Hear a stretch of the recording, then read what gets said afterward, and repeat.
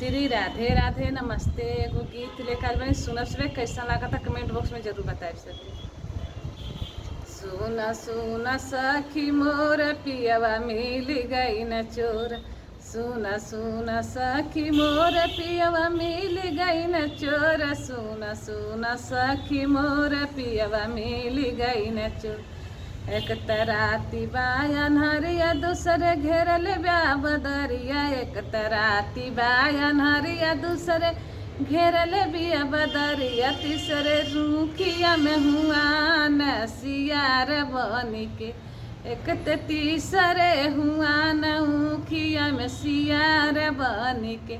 सुना सुना सखिया मोर पियवा मिल गई न चोर। सुना सुना सखिया मोर पियवा मिल गई न चोर। ऊ तो चोरी करे जान आधी रातिया के। ऊ तो चोरी करे जान आधी रातिया के। एक त ऊंची ऊंची भीत पियवा होई गई न ढीठ। एक त ऊंची ऊंची भीत पियवा होई गई न ढीठ। ऊ त चढ़ जान लाग के सीढ़िया के। ऊ त चढ़ गई न लगाई के सीढ़िया से। ऊ त चढ़ गई न लगाई के सीढ़िया के। चुकी रे बाटुली से बाटुला नीचवा फूलवा के थरिया। गिर बाटुली से बाटुला नीचवा फूलवन के थरिया।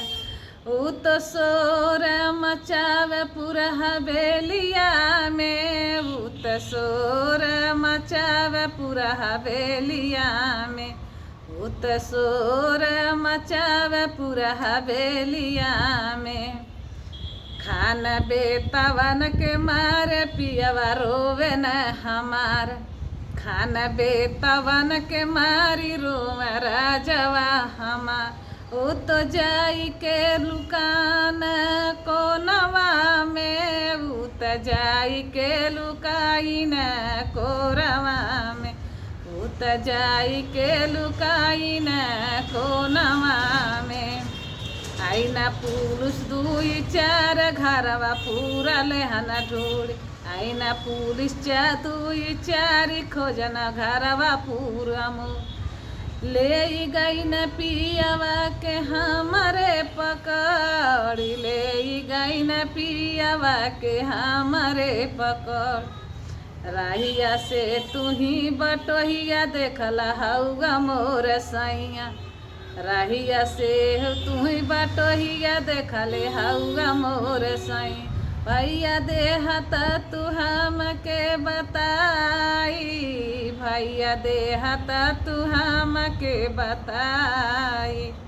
देखनी हई तुहरे सैया ओही जेलिया के बिचवा। देखनी हई तुहरो सैया ओही जेलिया के बिचवा। हाथे लागल हाथ कड़िया गोलवा लागल बबेरिया। हाथवा लागल हाथ कड़िया गोड़वा लागल बाट बेरिया। बैठल बान जेलिया के बिचवा। बैठल बान ओही जेलिया बिचवा। जो हम जनती पियवा खई है जेलिया के रोटिया। जो हम जनती पियवा खई है जेलिया के रोटिया। अरे मैलू गरी पहिरी के दिनवा कटतीना। अरे मैलू गरी पहिरी के दिनवा कटतीना।